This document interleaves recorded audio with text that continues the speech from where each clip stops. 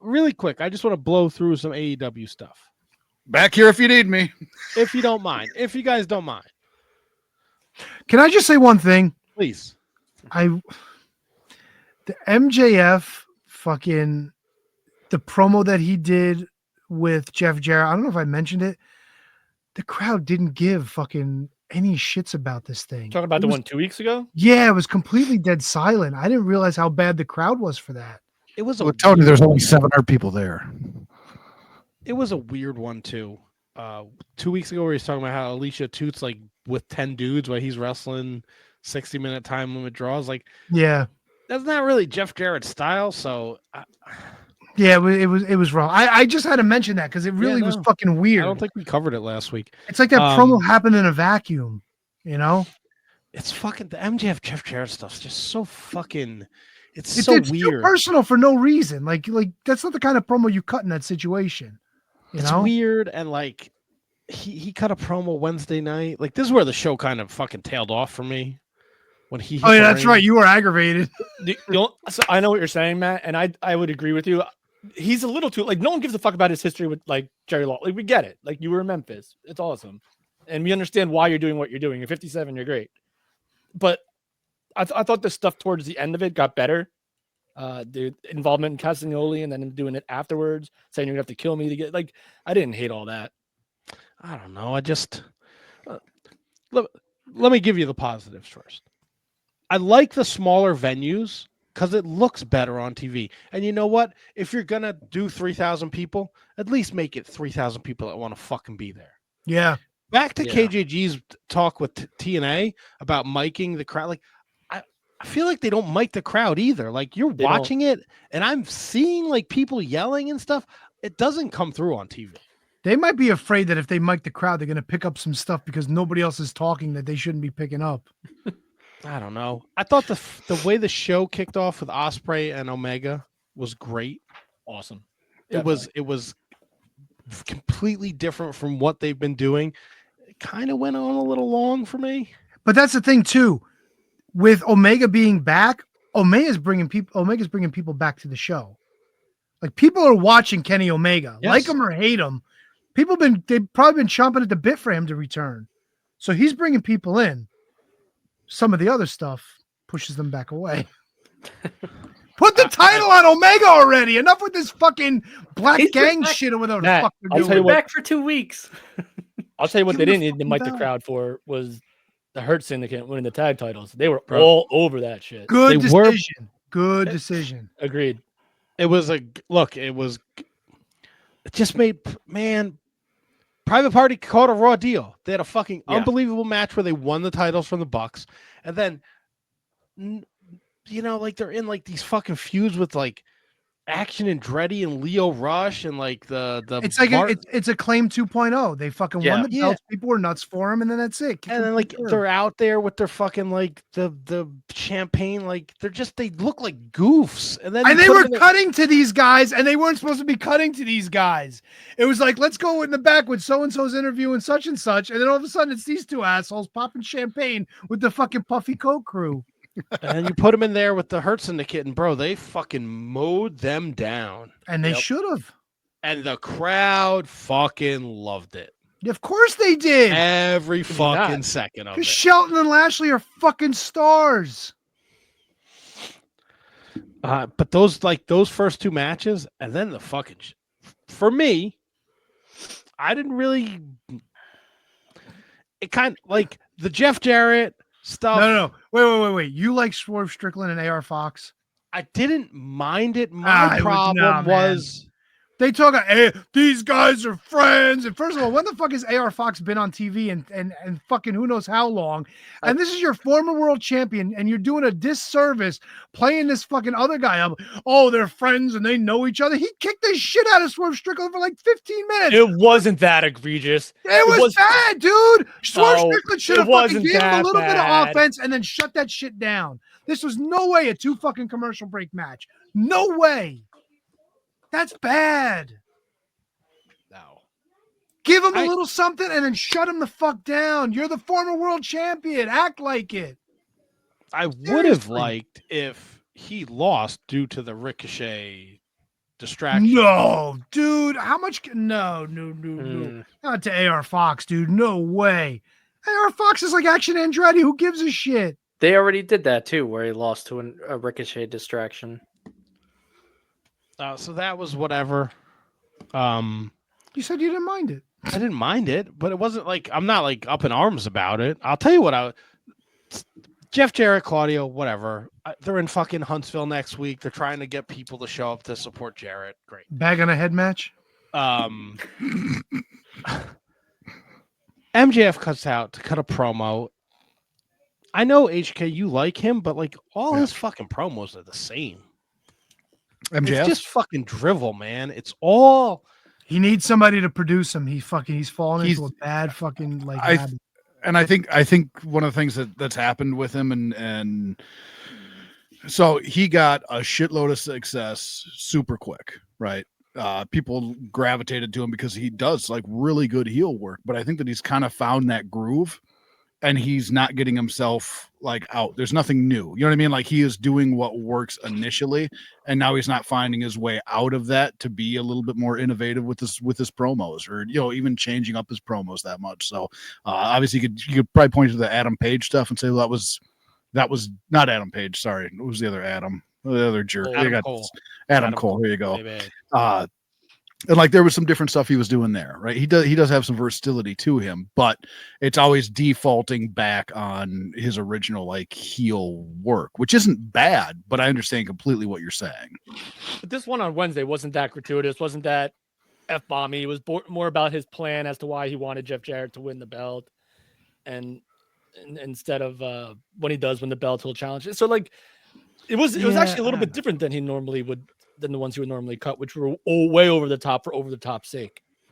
Yeah, I think after 2 weeks ago with him and Jarrett just going fucking ham, I think someone was like, hey, maybe we cut this back a little.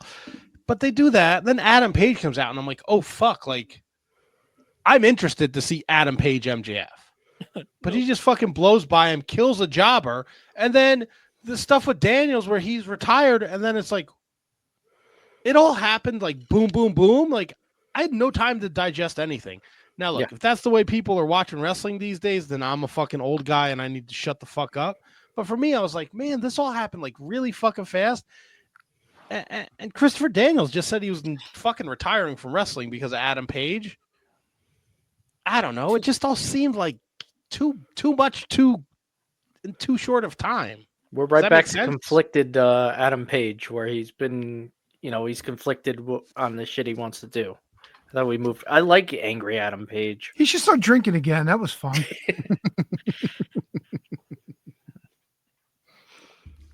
And Jamie Hayter beats Julia Hart, and then she's like, "Hey, we're gonna have the third match." Who gives a shit? It was a look, man. They gotta. They're trying. Whoever is booking AEW, they're making a conscious effort to make things better. And to me, that all follows up what everyone was doing with Brody and Buddy, and now it was Julia Hart's turn to get her rah-rah pep talk like everyone else did, and which we saw on Collision, what they would eventually be renamed. So now they're on their own now, and they got their pep talks, and now they're these new Hounds of Hell. So I thought you were going to say they were the pep squad now. I like the women's match. Yeah. And I liked Cope against Pac. But how many times is Dynamite going to end with the babyface getting the shit beat out of him? Where the fuck was Jeff Jarrett? Where was Will Ospreay? Yep. Why did these guys mention Moxley during the show? And Jay White comes out. Oh, because we're going to be in Australia in 3 weeks and we need to put all the Australians in all these fucking matches. Oi, oi, oi. There you go. But it's the match was good. And then here we're just going to. And look, I didn't even know the fucking Rock and Roll Express was there. Big deal. They tied up some fucking 65-year-old dudes. Who gives a shit? And this was the same shit that happened with Nana, with fucking Pew Pew. How many fucking people are going to be held against their will on a fucking episode of Dynamite? The Death Riders need to go away. It's not good. It's terrible. Yeah. Put the fucking belt on Kenny Omega and set the world right, at least for the next couple of months. And he said in an interview with Hawani, John Moxley, that this is his version of the Bloodline story. No, it's not. He don't know what the fuck he's doing. Well, guess what? That's what he compared it to. And if he's anywhere in the ballpark, we got a long time until fucking hopefully Numbnuts comes off the fucking mountain and can take the title from him. Numbnuts. What a fuck. It's the shit. It was a great match. Pac is working Cope's neck. Like there's a story there. Fucking Cope is selling it with the hand. And then the same shit, the NWO fucking beatdown at the end. And you said earlier, this is must-watch TV for you. What are you doing? Seriously, I don't like you beating yourself up like this. I'm the asshole that beats himself up watching shit. But I like the first two segments. I enjoyed Collision. I don't enjoy whoever is feeding Tony Schiavone his lines. Oh my God, they need to stop. We'll get into that with homework. But my God, bro, honestly, he said. There was a 4-way match. The winner gets a match against Mercedes Moné. He said these are the 3-4 top women in AEW. Queen Aminata didn't. Another thing that bothered me. They show the statistics for everybody when they come out, but it's not for everybody. So in the women's match, Yuka Sakazaki's 2-0. Deonna Purrazzo's like 15-9. Oh, she's fucking Jobber City now. Though. Queen Aminata doesn't have a record because she's fucking awful with her win-loss record. And then Serena Deeb and I'm like, well, just don't show it and don't tell me these are 4 of the top women in AEW. We never fucking see them. Serena Deeb hasn't been around since Britt. Maybe he meant those top heavy women. I don't know. As AEW found itself in a lose-lose situation.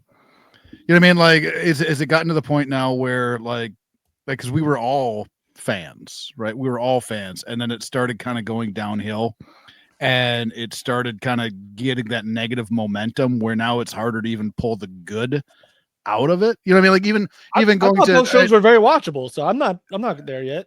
And I'm just like, even me earlier, I said the crowd was because there's 700 people there. Well, they should be running smaller venues, but then you get the thing where you're like, well, look at how many people are in these smaller venues. You know what I mean? Like, are they in a lose-lose situation? Because I don't.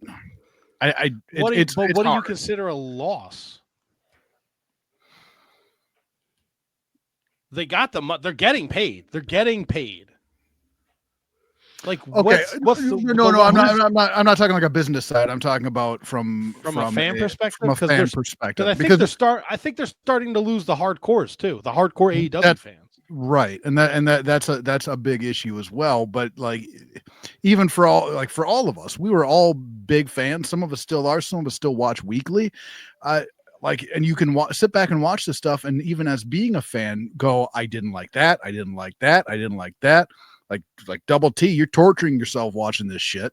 Like, has it reached that point? And if it has, like, that's just sad. Because when Moxley showed up with his group, I was ready, right? I was ready to be invested again, and that shit went away so quick. And then you go right back to like nitpicking the rest of it because you're already watching it like angrily. You know what I mean? Like you're fucking punished watching it. So how do they turn the corner? Is it too big of a hole? I don't know. It's just AEW was an alternative, and now it's a lot of ex WWE guys on TV every week. It and felt a lot like less AEW guys. Yeah, it felt like it was the place for people to go. Like, exciting to put a new fresh paint, coat of paint on people, and now you never would think anybody would jump over from WWE anymore. Right. Like, how do you not find something for Ricky Starks to do? Yeah. Like, how is that possible? I'm not asking you to make him the world champion, but give him fucking something to do. Right. Right? It's going to be entertaining. And I'm a Cage. I love Collision. I think the Hounds of Hell are fantastic. Get rid of Ring of Honor.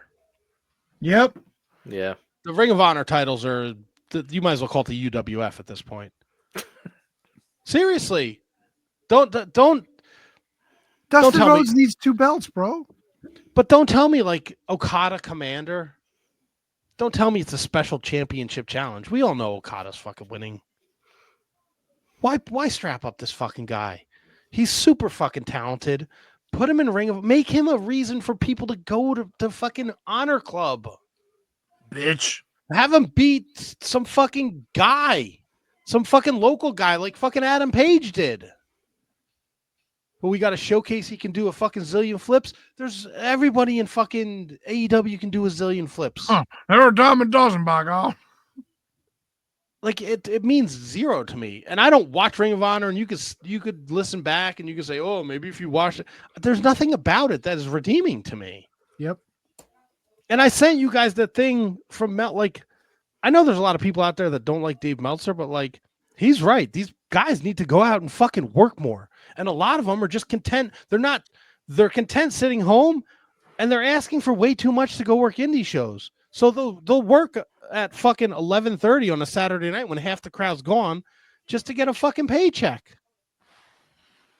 Can't blame him for that, though. You can't, but like there's no drive, so no one's getting better. Hook is terrible. Hook is atrocious. You need that in-ring work. Like they're like, oh, they're not doing the roads anymore, working 7 days a week. But you know what? Those guys that were doing that, they became fucking good wrestlers.